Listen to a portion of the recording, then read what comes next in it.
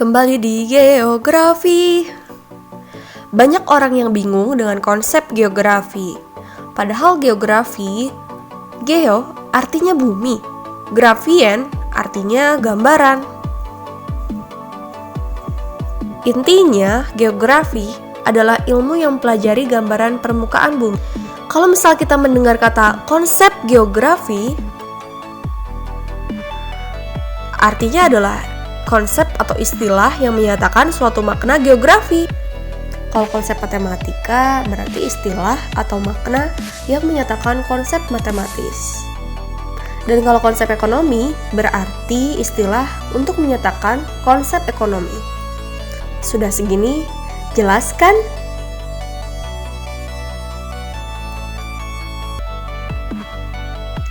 Jadi pada tahun 1988, Ikatan Geografi Indonesia menyimpulkan ada 10 konsep geografi.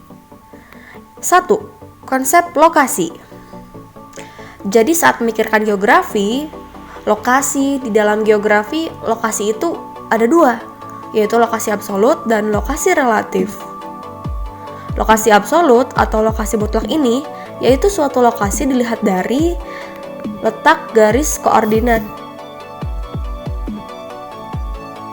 Indonesia terletak di 6 derajat lintang utara sampai 11 derajat lintang selatan, 95 derajat bujur timur sampai 141 derajat bujur timur. Nah, sementara lokasi relatif dapat didefinisikan sebagai lokasi suatu tempat dilihat dari lingkungan sekitar. Misalnya, Indonesia terletak di antara 2 benua dan 2 samudra. Kemudian yang kedua, konsep jarak. Konsep jarak dibagi menjadi 2. Ada jarak absolut dan jarak relatif. Jarak absolut diukur dari satuan panjang. Kemudian jarak relatif diukur dalam satuan waktu. Misalnya berapa jam perjalanan dari Bandung ke Jakarta gitu ya. Jarak relatif ini bisa berubah-ubah tergantung kondisi dari jarak tersebut.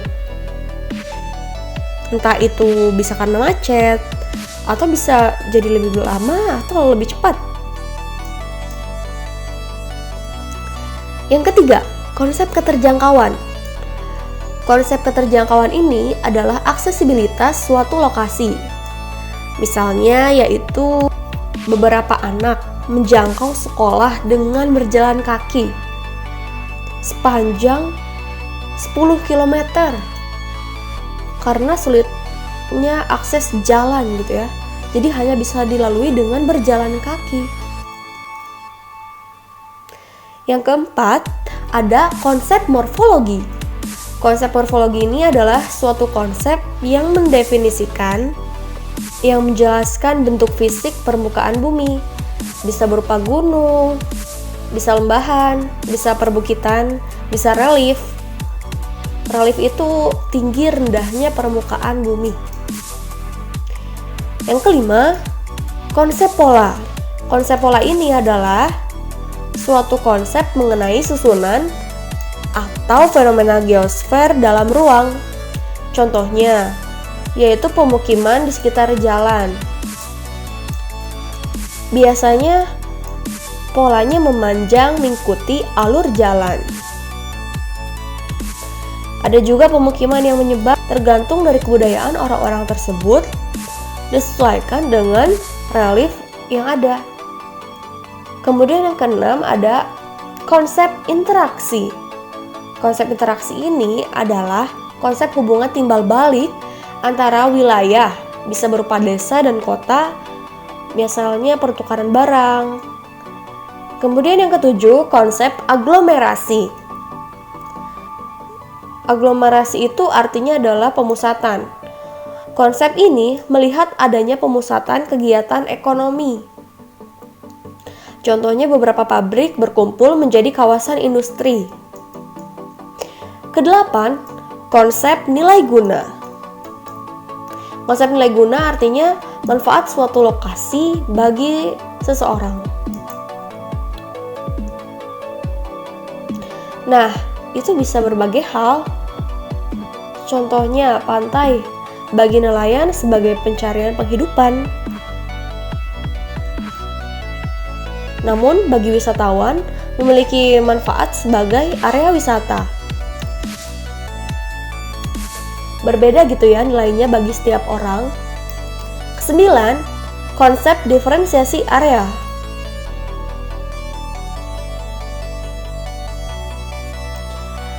Konsep diferensiasi area ini adalah perbedaan antar wilayah. Dapat dilihat dari segi fisik maupun segi sosial. Dan yang ke-10 ada konsep asosiasi. Konsep asosiasi ini adalah keterkaitan logis dalam ruang. Contohnya, di perkebunan teh Bogor, banyak warga sekitar menjadi pemetik teh.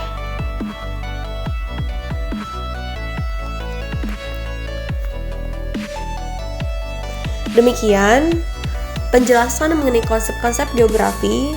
Intinya, istilah-istilah yang ada di geografi gitu ya. Bila ada yang kurang paham, silahkan berkomentar di kolom komentar. Sampai jumpa, terima kasih.